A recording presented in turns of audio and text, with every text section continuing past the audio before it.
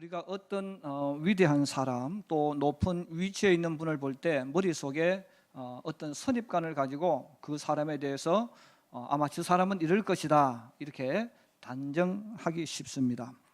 온 세상을 다니면서 복음을 전하는 이 바울을 우리가 생각할 때도 우리 머릿속에 바울은 그런 사람이야 이렇게 단정을 합니다.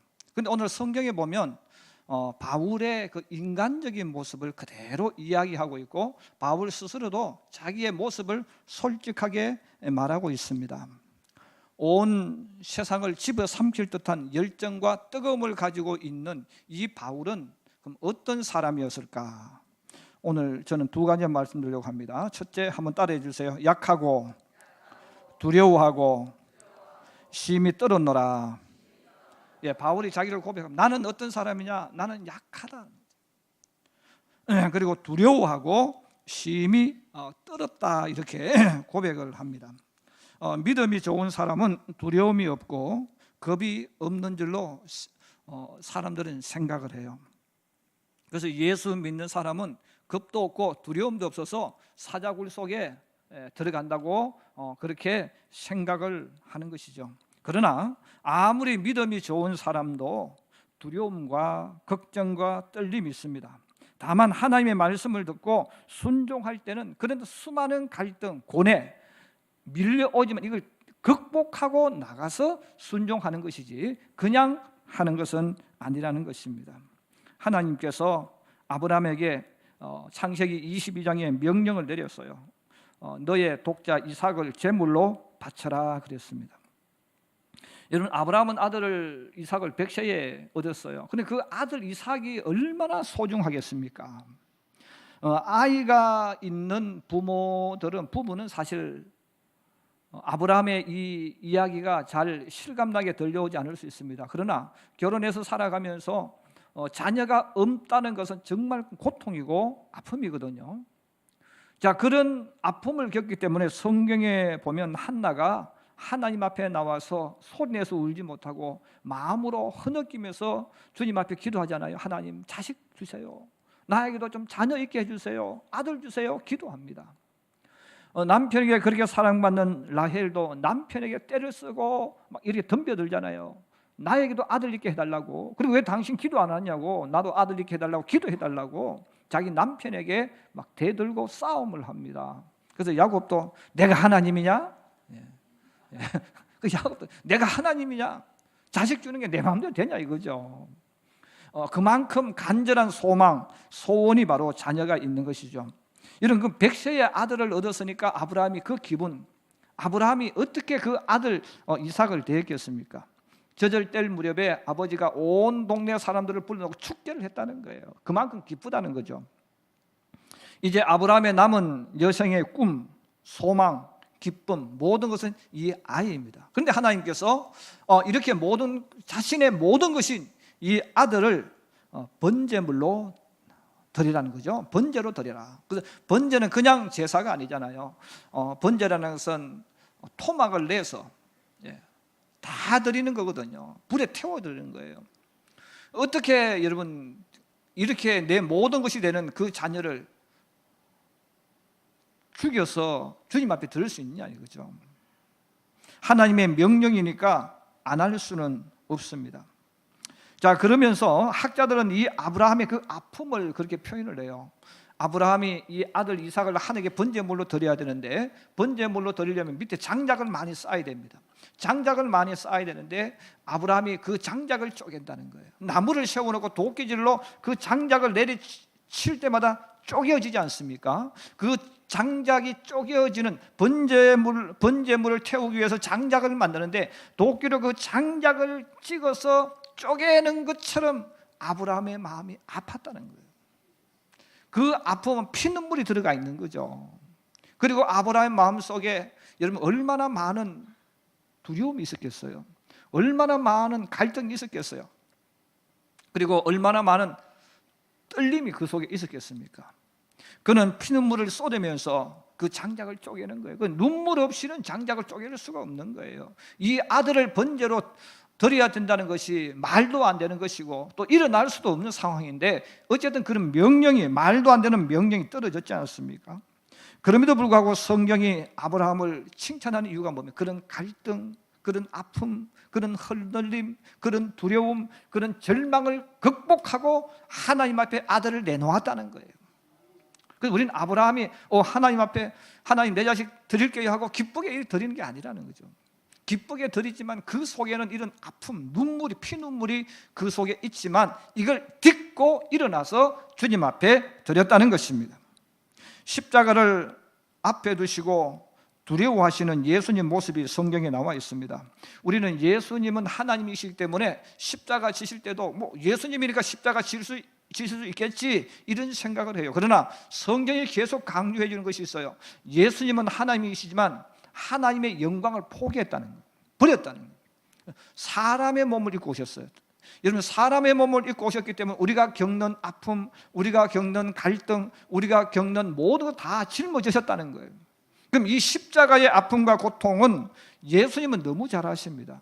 로마 사람들이 최악고 최고의 악질 사범에게 이 십자가형을 지우는데 그것은 사람이 견디기 어려운 것이죠. 생살에다가 이런 못을 박는다고 생각해 보세요. 그리고 마취도 하지 않고 사람을 나무에다 양 발과 손을 박아서 여러분 높은 데 달면 몸이 어떻게 되겠어요? 몸이 체중이 내려앉잖아요. 혹시 여러분 가운데서 뼈를 수술해 본 분들이 계실지 몰라요. 여러분, 뼈를 수술하고 나면 마취가 깨어나도 마취가 풀려도 굉장히 고통스럽습니다. 어떻게 입에서 욕이 나온다 그래요. 여러분, 욕이 나온다는 말은 나도 모르게 아무리 순한 사람이고 착한 사람이도 이 뼈를 수술하고 나면 너무 아파서 나도 모르게 그냥 쌍시옷같이 나온다는 거죠. 그만큼 고통스러운데 이것을 여러분 마취를 하지 않고 사람의 몸에 이렇게 못을 박고 십자가에 단다는 것은 죽는 것보다 더한 고통이죠. 예수님께서 그걸 아시기 때문에 마태복음 26장과 누가복음 22장 44절에 예수님의 그 모습을 이야기합니다. 예수님이 이렇게 했습니다. 베드로와 세베대의 두 아들을 데리고 가실 때 고민하고 슬퍼하사 이에 말씀하시되 세 제자에게 이야기하는 겁니다. 내 마음이 매우 고민하여 죽게 되었으니, 너무 고민이 많아 내가 죽는 것처럼 지금 고민이 된다는 거죠. 그러면서 예수님이 기도하는 내용이 성경에 이렇게 나와 있습니다. 한번 따라해 주세요. 예수께서 힘쓰고 애써 더욱 간절히 기도하시니 땀이 땅에 떨어지는 핏방울같이 되었더라. 그럼 예수님이 겟세마네 동산에서 십자가를 앞에 놓고 마지막 몸부림치는 기도를 하시는데 성경은 사람이 마지막 하는 행동을 이야기합니다. 힘쓰고 그 다음에 애써 또 더욱 간절히 기도하니 그랬어요. 온 진을 빼는 기도를 했다는 거예요. 온 몸에 진이 빠져나가는 이 기도를 했는데 이 땀이 핏방울처럼 여러분 되었다는 거예요. 얼마나 간절하게 고통 속에서 몸부림치며 기도했는가를 이야기해 주는 거예요. 왜 그렇게 했겠습니까? 예수님도 십자가를 앞에 놓고 편하게 갈 수가 없었다는 거예요. 너무나 무섭고 너무나 두렵고 너무나 고통스러운 이 십자가예요. 그런데 이걸 떨치고 십자가를 지셨다는 뜻입니다. 고린도에 도착한 바울의 모습이 바로 오늘 그렇다는 것이죠. 이미 바울은 성경에 나와 있는 대로 몇 가지 일을 겪습니다. 하나는 사람들이 자기를 죽이려고 하는 현장을 겪었죠. 데살로니가에서 복음을 전하다가 동족인 유대인들이 바울을 시기하고 질투해서 거리에 지금 말하면 조폭들을 데리고 와서 바울을 죽이려고 합니다. 그 바울이 거기에서 피신해서 베레아로 갑니다. 그 베레아에도 역시 이들이 또 조폭을 데리고 와서 바울을 또 죽이려고 하는 거예요. 그래서 바울이 몸을 피신해서 아테네까지 왔어요. 자, 이 아테네에 와서 두 번째 또 상처를 입습니다. 바울이 지식을 동원해 가지고 열심히 하나님 말씀을 전하고 복음을 전했는데 사람들이 받아들이지 않습니다. 그래서 교회를 세우지 못하고 고린도로 떠나게 되었어요. 그런데 고린도에 도착한 이 바울이 이미 데살로니가 그리고 베레아에서 사람들이 죽이려는 한 무서운 현장을 피해서 왔잖아요. 그리고 아테네에 와서 복음을 열심히 전했지만 열매 하나 제대로 거두지 못하고 실패한 것처럼 되어졌잖아요. 다른 것에 비하면. 자, 이런 일을 앞에 놓고 이 고린도 지역에 와 있을 때에 이 바울의 마음속에 여러 가지가 찾아오는 거예요. 첫째, 마음이 약해진다는 거죠. 여기 내가 해야 될까? 여기 될까? 이런 온갖 생각들, 그리고 또 여기서도 만약에 또 데살로니카나 또 이 베레아처럼 이런 일들이 또 일어나면 어떻게 하지 않은 두려움, 그리고 떨림입니다. 자, 이런 것들이 바울을 꽉 눌러오는 거예요. 그래서 성경이 그렇게 표현해요. 바울이 고린도에 도착해서도 복음을 전하지 못했다. 언제까지냐면 디모데와 실라가 올 때까지는 바울이 복음을 전하지 못했다. 왜? 너무 두렵고 마음이 약해지고 그 열정이 떠나버리고 말이죠. 자, 이런 것들이 꽉 바울에게 밀려오면서 바울이 디모데와 실라가 오는 그때까지 기다리면서 전도하지 못하고 그냥 시간을 보내고 있었다고 표현을 해요. 이것은 바로 우리가 생각하는 바울이, 그 엄청난 일을 하는 바울이 강한 것 같지만 이런 모습을 가지고 있다는 겁니다. 쿠바디스라는 영화를 혹시 보신 분들이 많을 겁니다. 로마 화재 사건을 그리스도인들에게 누명 씌워서 예수 믿는 사람을 붙잡아서 화형을 시킵니다. 그리고 짐승들을 풀어놓고 그 속에 던져서 짐승들이 공격해서 죽이게 만들어요. 그 사람들이, 그 짐승들이 있는 그 곳에서 손을 잡고 찬송을 불러요. 그러면 거기에 있는 그 사람들이 겁이 없겠습니까? 야, 사자야, 나하고 1대1로 맞짱 한번 뜨자. 나는 죽음에 겁이 나지 않아. 나 죽는 길로 갈 거야. 이런 그렇게 말할 수 있는 사람이 몇 명 되겠습니까? 사자들이 덤벼들어서 물어뜯고 죽는 그 현장을 눈에 보는 그들에게 얼마나 큰 두려움이 있겠어요. 그리고 그들 마음속에 여러 가지 많은 유혹들, 갈등이 있었을 거예요. 내가 이 자리에서 예수 믿지 않는다고 이야기하면 나는 살 수 있는 거예요. 내가 여기서 살아남기 위해서 이 무서운 참국에서 벗어나려면 나 예수 안 믿을 거야, 나 예수 안 믿겠습니다 하고 큰 소리만 하면 구원받아서 스탠드로 올라갈 수 있는 거예요. 여러분, 그렇게 하고 싶은 유혹과 갈등이 얼마나 많겠어요. 죽음이 얼마나 무섭고 두려웠겠어요. 그럼에도 불구하고 그들은 그걸 떨치고 찬송하며 죽으러 가는 거예요. 여러분, 용기라는 것은 나 겁이 안 나, 나는 무섭지 않아, 그리고 나가는 사람은 용기 있는 사람이 아니에요. 여러분, 용기라는 단어는 너무 무섭고 두려운데 내가 가질 수 있는 상황이 아닌데 그걸 떨치고 앞으로 가는 사람을 가리켜서 용기 있다고 말하는 거예요.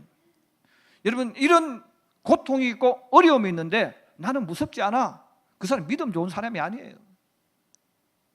믿음이 좋아도 사람은 사람이에요. 이기고 나가니까 믿음이 있는 사람이죠. 자, 그런데 우리가 어떤 삶의 현장에 들어가면 바울과 같이 어떤 일을 또 하려고 할 때에 이런 과거의 어떤 상처나 아픔 때문에, 또 두려움 때문에, 또 이 현장을 볼 때 저기서 저랬으니까 여기서도 안 될 거야, 이런 마음이 들 때 바울처럼 두려움이 밀려올 수 있어요.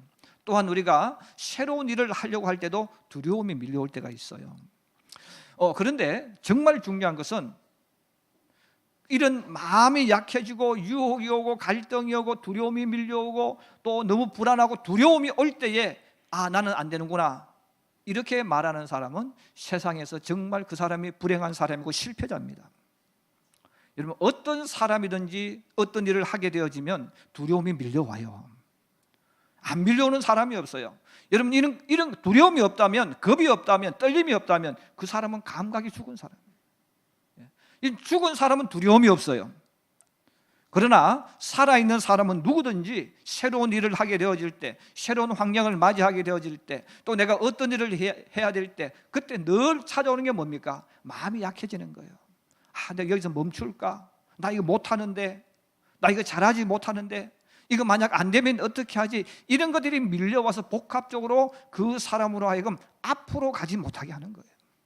그런데 그 말을 듣고 하지 않는 사람은 뭡니까? 비겁한 사람이고 패배자고 인생의 낙오자가 된다, 그 말이에요. 바울은 이런 두려움이 밀려오지만 그 두려움을 극복하고 나가서 복음을 전한 거예요. 그래서 바울이 되어지는 거예요. 특별히 우리 교회는 젊은이들이 많아요. 저는 우리 젊은이들이 꼭 부탁하고 싶은 말이 있어요. 여러분의 인생길을 열어갈 때 분명히 바울이 고백한 것처럼 내 마음이 약해서 갈등이 일어날 수 있어요. 해야 될까 말아야 될까, 또 내가 이렇게 하면 내가 욕먹으면 어떡하지, 두려움이 있어요. 그러나 여러분, 두려움이 밀려올 때 그때 깨달아야 할 것이 있어요. 아, 나는 사람이구나, 이걸 깨달아야 돼요. 그리고 더 중요한 것은 내가 두렵지만 하나님을 믿기 때문에 믿고 나가는 거예요. 믿고 도전해 가는 거예요. 어떤 사람은 실수하면 어떻게 하냐고 말하는 사람이 있어요. 실수하지 않는 사람은 사람이 아닙니다. 여러분, 실수하지 않는 사람은 사람이 아니에요. 하나님 외에는 다 실수하게 되어 있어. 그래서 실수하고 실패하면서 나가는 거예요. 목사님, 저는 실수하면 어떻게 하죠? 아니, 당연히 실수해야지. 실수하는 게 축복인데. 여러분, 실수해야 더 잘할 수 있는 거예요. 자, 그런데 우리는 이 어떤 실수하는 것에 대한 두려움, 실패하는 것에 대한 두려움, 이런 것을 가지고 나가지 못하면 그 사람은 평생 거기 살아야 돼요. 그래서 저는 개인적으로 우리나라의 젊은이들이 공무원 생활하는 것을 좀 싫어합니다. 왜냐하면 공무원은 안정적인 거예요. 공무원은 실패도 없고 실수도 없고 그냥 가는 거예요. 그런데 여러분, 젊은이들에게 주어진 축복이 뭐예요? 도전하는 거거든. 그 젊은이는 도전해야 돼요. 그냥 안정적인 것은 나이가 한 40대 50대 되어서 그때는 안정적으로 찾을지 몰라도 젊은 사람은 공무원 생활하면 안 되는 거예요. 도전해야 돼. 그게 멋있는 거예요. 그런데 우리는 지금 전부 다 직장 문제가 있으니까 지금 공무원 다 되려고 해요. 물론 공무원 되면 안정적으로 돈 나오고 다 하죠. 그런데 공무원 해가지고 열심히 노력하지 않습니다. 도전하지 않습니다. 그냥 그 자리에 안주하게 되어지는 거예요. 그러면 그 나라는 미래는 불행해지는 거예요. 여러분, 도전하는 사람, 앞으로 가는 사람, 두려움을 극복하고 앞으로 전진하는 사람, 그 사람이 멋있는 겁니다. 오늘 바울은 이런 두려움을 극복하고 앞으로 나가는 거예요. 그래서 우리 성도들의 특징이 뭐예요? 예수 믿는 사람의 특징은 여호수아가 에브라임 지파 사람들에게 한 그 이야기죠. 너희는 스스로 개척해라. 이만 너희 스스로 도전하라는 거예요. 장벽이 있어도, 어려움이 있어도, 실수할 수 있고 질 수 있어도 도전하라는 거예요. 하면 이기게 되어져 있고 길이 열려지게 되어 있다는 것입니다. 그렇습니다. 바울도 똑같은 거예요. 야, 바울은 위대하니까, 바울은 믿음이 좋으니까 그가 인생을 멋있게 겁 없이 갈 거야. 그게 아니라는 거예요. 나도 무섭고 나도 겁나고 나도 떨린다는 거예요. 저도 이 강단에서 하나님의 말씀을 수십 년 전하지만 매주 주일날만 되면 제가 두려워요. 늘 떨려요. 성도들이 생각할 때는 아니, 늘 하는데 뭐가 떨립니까? 여러분, 서면 설수록 늘 새로워요. 이런 가수들도 그래서 노래 한번 부르는 때마다 늘 두려워한다는 거죠. 긴장을 한다는 거예요. 긴장하지 않는 사람, 두려움이 없는 사람은 사람이 아니지 않습니까? 사람은 다 두려워하는 거예요. 그러나 떨치고 나가는 거죠. 그러면 우리 성도들이 어떤 일을 할 때 부정적인 단어 가운데서, 여러분, 만약이라는 단어를 많이 쓰는데, 여러분, 만약이라는 단어는 내려놓아야 돼요. 만약 안 되면 어떻게 하지? 그러면 안 되면 어떻게 하느냐에 초점 잡고 이야기하는 사람은 절대로 앞으로 가지 못합니다. 안 돼도 가는 거지. 될 줄로 믿으니까 가는 거지. 안 된다고 느끼는 사람이 어떻게 갈 수 있겠어요? 만약 되면 어떻게 할 건데요? 그렇잖아요? 되면 어떻게 할 겁니까? 된다고 느끼니까 가는 거 아니겠어요? 하나님께서 우리에게 말씀하시는 것이 뭐예요? 왜 가라고 합니까? 되니까 가라고 하시는 거예요. 근데 우리는 내가 머리를 굴려서 안 된다고 느끼니까 못 가는 거죠. 바울이 그 전도를 떠날 때도 안 된다고 느끼면 못 가는 겁니다. 근데 하나님이 가라고 하니까 될 줄로 믿고 가는 거예요. 우리가 똑같아요. 그래서 나는 겁이 많아서, 나는 두려워서, 나는 떨려서 못해. 그 사람은 정확하게 이야기했지만, 그러니까 하는 거예요. 그러니까 내가 사람인 거예요. 그래서 우리 사람은 다 이런 마음을 가지고 있다는 것을 여러분 꼭 기억하셔서 두려움을 떨쳐내고 앞으로 나아가는 용기 있는 사람, 담대한 사람이 되기를 주의 이름으로 축복합니다. 그래서 예수님은 천국은 침노하는 자의 것이다 그랬어요. 침노는 공격해 가는 사람이라 뒤로 물러가고 안 되는 것을 생각하면 안 돼요. 저도 교회 개척을 하고 땅을 사면서 욕 굉장히 많이 먹었어요. 목사님 그렇게 하면 안 된다고. 안 될 수도 있고 될 수도 있는데 저는 된다고 생각했고 된다고 믿으니까 저는 간 거예요. 가서 보니까 되어졌어요. 마찬가지예요. 우리도 내 미래는, 내 앞날은 아무도 알지 못합니다. 믿고 가면 주님이 길을 준비해 놓으시고 또 실수하면 또 일어나 또 가면 되잖아요. 또 일어나 가면 돼요. 우리는 주님이 나와 함께 하신 믿고 두려움을 떨쳐내고 약해지는 마음을 추스리고 떨림을 진정시키면서 여러분 앞으로 걸어가는 저와 여러분의 삶이 되기를 주의 이름으로 축복합니다. 그래서 우리가 아이들에게도 여러분 꼭 우리 아이들에게 해야 될 이야기가 바로 이 이야기입니다. 아이들에게 이 자신을 주고 용기를 줄 때 무섭다 두렵다 했을 때 그걸 떨치고 나가는 것이 용기고 그것을 떨치고 나가는 사람이 이기는 사람이라는 것을 우리가 확실하게 전해주면서 우리 아이들도 안주하지 않도록 물러가는 해보지도 않고 뒤로 도망가는 이런 사람 만들지 않도록 늘 말씀으로 자신감을 주고 앞으로 전진하게 만드는 저와 여러분의 삶이 되기를 주의 이름으로 축복합니다. 그럼 바울은 전도를 할 때 두 번째 오늘 이렇게 고백합니다. 한번 따라해 주세요. 성령의 나타나심과 능력으로 전도했다. 성령의 나타나심과 능력으로 나는 전도했다고 이야기합니다. 아마도 인류 역사상 가장 많은 곳을 찾아다니면서 전도한 한 사람을 꼽으라면 이 바울을 꼽을 것입니다. 서양이 먼저 선진국이 된 것도 복음을 가장 먼저 받아들였기 때문입니다. 바로 자신의 인생을 걸고 목숨을 내놓고 복음을 전했던 바울이 어떻게 복음을 이렇게 전할 수 있었을까? 여기에서 해답을 내놓았는데 우리가 읽었던 본문에 있는 말씀입니다. 4절입니다. 우리 4절 한번 같이 보실까요? 4절 시작. 내 말과 내 전도함이 설득력 있는 지혜의 말로 하지 아니하고 다만 성령의 나타나심과 능력으로 하여. 자, 사도 바울이 어떻게 했냐? 사람의 지혜의 말로 하지 아니하고 성령의 나타나심과 능력으로 했다, 이렇게 표현을 썼어요. 자, 그러면 사람의 지혜의 말이란 이 뜻이 뭐냐 하면 여러분 홈쇼핑을 이렇게 보시면 아니면 약장수를 보시면 어떤 약을 하나 가지고 와서 여러분 이 약은 하고 하는데 관절이 아프신 분은 이 약을 드시면 관절이 낫고 혈관이 안 좋으신 분도 이 마시면 혈관이 뚫리고 당뇨에 좋고 다 좋아. 그래서 이 약을 선전할 때 만병통치약으로 이야기합니다. 그리고 아픈 부분을 다 이야기하면 특히 나이 드신 분은 다 아픕니다. 그래서 나이 드신 분은 오래 썼으니까 다 아파요. 그러면 내가 해당되는 약이에요. 그 약만 먹으면 다 돼요. 그래서 그 약을 사게 됩니다. 근데 그 약을 사서 먹어보면 효과가 별로 없어요. 그 마음속에 쏘은 느낌이 들어요. 홈쇼핑 중독자들이 특징이 그거래요. 들어요. 빠져들어가요. 그럼 자기도 모르게 눌리고 있대요. 아, 지금만 있으면 우리 집 깨끗해질 수 있겠구나. 그래서 산다는 거죠. 사서 해보면 아니라는 거죠. 자, 사람의 지혜의 말은 바로 이걸 말합니다. 사람들의 가슴 속에 마음속에 사고 싶은 충동을 일으키게 하는데 충동을 일으키면 좀 뻥을 쳐야 돼요. 조금 허풍을 치고 뻥을 쳐가지고 사람들로 하여금 믿어지게 만들어서 사게 만드는 거예요. 바로 전도를 그렇게 하지 않았다는 거예요. 이 말은 무슨 말입니까? 우리가 전도하다 보면 뻥칠 때가 있어요.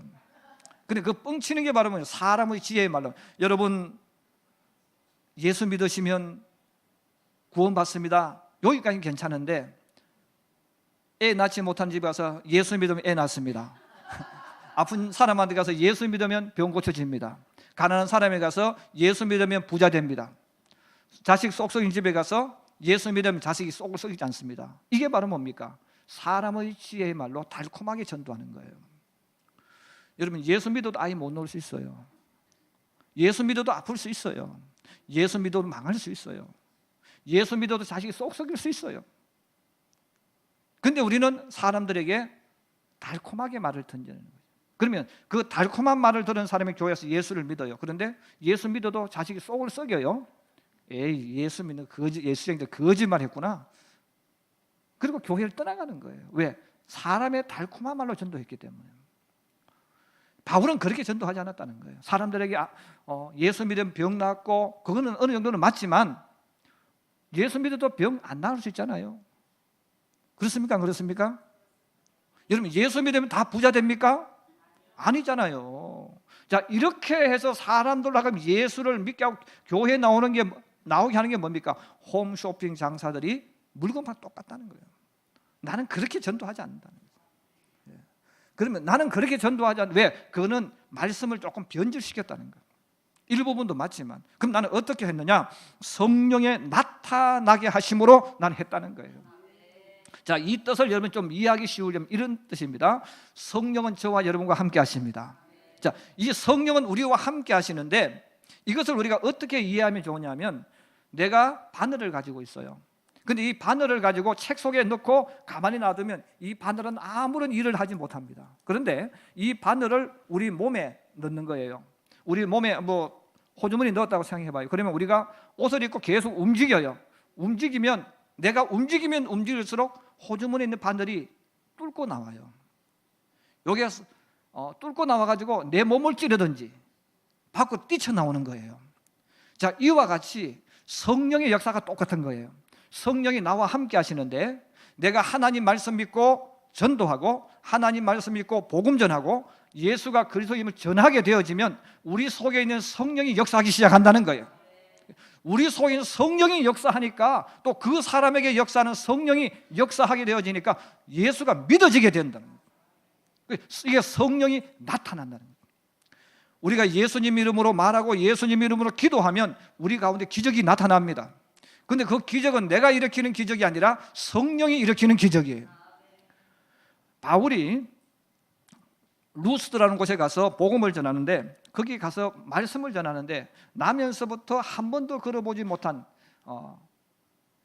요즘은 이 용어가 참 어려운데 옛날에는 안전병이라고 그랬는데 지금은 걷지 못하는 사람, 이 걷지 못하는 사람이 있었는데, 이 사람이 바울이 복음을 전하는데 예수님 이야기하는데 그 막 말씀에 빠져들어갑니다. 바울이 딱 보니까 이 사람에게 지금 성령이 역사하는구나, 하나님께서 이 사람을 오늘 구원하시겠구나, 이런 믿음이 들어오니까 바울이 자기도 모르게 그 사람에게 말을 하는 거예요. 일어서라. 근데 그 사람이 성령이 역사하니까 벌떡 일어났다는 거예요. 여러분, 한 번도 걸어보지 못한 사람이 벌떡 일어나면 그게 기적입니다. 그렇지 않습니까? 바울이 고쳤습니까? 아니죠. 바울은 일어서라고 했어요. 여러분, 한 번도 걷지 못한 사람에게 여러분이 가서 일어서라 그러면 그 사람 욕을 해요. 욕을 해요. 안 일어섭니다. 근데 하나님 말씀을 듣는데 자기도 모르게 일어났다는 거예요. 일어나니까 성령이 역사해서 한 번도 걷지 못한 일어나 걸었다는 거죠. 이것을 보고 이 루스드라는 그리스 영향권에 있는 문화니까 그리스 사람들이 주신으로 섬기는 사람이 제우스입니다. 그 제우스 신은 어떤 폼을 잡고 있습니다. 그럼 바울이 이 바나바와 같이 가는데, 바나바는 지금 뭘 하고 있어요? 폼을 잡고 있습니다. 그래서 사람들이 생각할 때는 점잖은 저 바나바는 제우스 신이구나. 그리고 옆에서 말을 많이 바울이 하니까 이것은 대변인, 그래서 헤르메스 신이구나, 이런 생각이 들어가지고 바나바는 제우스 신, 바울은 헤르메스 신인 줄 알고 소를 끌고 와서 제사를 드리려고 했다는 거죠. 왜? 신이 사람의 모습으로 태어났다고 생각합니다. 나면서부터 걷지 못하는 사람은 누가 고칠 수 있겠습니까? 의사들이 못 고치잖아요. 그런데 바울이 그 사람을 고쳤습니까? 바울이 고친 게 아닙니다. 여러분, 하나님이 역사하신 거예요. 여러분, 바울은 자기 병도 고치지 못한 사람입니다. 그 바울은 평생토록 자기에게 병이 있었는데 이 병을 못 고쳤어요. 다른 사람 병은 고쳐도 자기 병을 못 고쳤어요. 그 주님 앞에, 주님 제발 이 아픔 고통 나를 치료해 주세요, 그렇게 말하니까 하나님께서 뭐라고 말씀합니까? 바울아, 됐다. 너의 은혜가 족하다. 내게 더 이상 그것 때문에 기도하지 마라. 너는 그것 때문에 능력이 나타나고 너는 그것 때문에 기도하는 것이야. 그 자기 평생 동안 자기 병을 못 고친 사람이에요. 무슨 바울이 기적을 베푸는 사람입니까? 아니죠. 성령이 나타나니까 기적이 일어나는 거예요. 그럼 어떤 사람에게? 하나님 말씀 믿고 예수님 이야기할 때 역사가 일어난 거예요. 그래서 바울이 말합니다. 나는 사람들에게 너 예수 믿으면 사업 잘 되고 예수 믿으면 병 고쳐지고 예수님 믿으면 아들 낳고, 물론 날 수 있지만 그게 핵심이 아니다. 그 사람들로 하여금 설득당해서 교회에 나오게 하는 것이 아니라 성령이 역사해서 하나님 백성이 주님께로 나오게 하는 이 방법으로 나는 복음 전했다는 거예요. 예. 사랑하는 우리 성도 여러분, 저도 여러분도 성령이 함께 하십니다. 그래서 내가 입을 열어 예수님 이야기하고 복음을 전하면 나를 통해서 성령이 역사하세요. 왜? 성령은 나와 함께 계시니까. 그래서 바울은 이렇게 전도했다는 거예요. 우리가 신앙생활 할 때에 정말 중요한 것 중에 하나가 바로 이거예요. 하나님이 나와 함께 하시는데 하나님이 모습을 나타내야 돼요. 바늘을 내가 가지고 있는데 바늘이 모습을 나타내야 돼요. 그래서 사람들이 목사님 바늘 가지고 계시네? 이걸 보여줘야 된다는 거죠. 근데 가만히 있으면 바늘이 안 나타납니다. 내가 움직이면 바늘 뚫고 나오는 거예요. 마찬가지로 성령도 마찬가지예요. 우리와 함께하는 성령님은 내가 믿고 외치고 선포할 때 성령이 역사하는 거예요. 그래서 우리 성도들은 어떤 일을 하든지 주님을 믿으면 믿음으로 외쳐야 돼요. 믿음으로 명령해야 돼요. 그런데 마귀는 너 그렇게 했다가 안 되면 창피당해. 너 그렇게 안 되면 창피당해. 너 안 되면 어떻게 할래? 자꾸 이렇게 우리에게 겁을 주는 거야. 겁을 주니까 들어보니 그 말이 더 옳은 것 같아요. 그래서 예수 믿으면서도 선포를 못해. 예수 믿으면 자신 있게 이야기하지 못해. 우리 예수 믿는 사람 믿고 외쳐야 됩니다. 외치면 성령이 나타나십니다. 성령이 나와 함께 보여주시는 거예요. 그래서 오늘 성령의 나타나심이라는 이 단어는 뭔냐면 성령이 증거를 보여주시고 성령이 정명을 보여주시고 성령이 보여주신다는 거예요. 나는 그렇게 전도했다는 거예요. 나는 그렇게 살았다는 거예요. 그렇습니다. 하나님 어디 계시냐? 정말 하나님이 있느냐 없느냐? 교회 다니는 분들 가운데도 확신 못할 때가 많아요. 여러분 주님의 이름으로 외쳐보세요. 하나님 말씀 믿고 외치고 하나님 말씀대로 살아보세요. 성령이 모습을 나타냅니다. 성령이 보여주십니다. 바울이 나는 그렇게 했다는 거예요. 그렇습니다. 여러분 내가 사람의 말로 전도한다고 예수 믿는 게 아니에요. 성령의 나타남을 통해서 하나님 영광 돌리고 믿어지고 내 믿음이 자라고 자신을 가질 수 있습니다. 오늘 바울이 나는 연약하지만 이런 방법으로 사람을 만나고 이런 모습으로 큰 소리 치면서 내 인생을 살아간다는 거예요. 여러분 예수 믿으면서 눈치 보면서 살면 안 돼요. 우리 예수 믿으면 당당해야 됩니다. 또 성령이 나타나도록 늘 외치고 선포하면서 여러분의 모든 삶을 힘있게 아름답게 그 사람들이 보았을 때 야 하나님은 정말 살아계시는구나 이것을 보여주면서 우리 인생을 열어가고 만들어가는 저와 여러분의 삶이 되기를 주의 이름으로 축복합니다.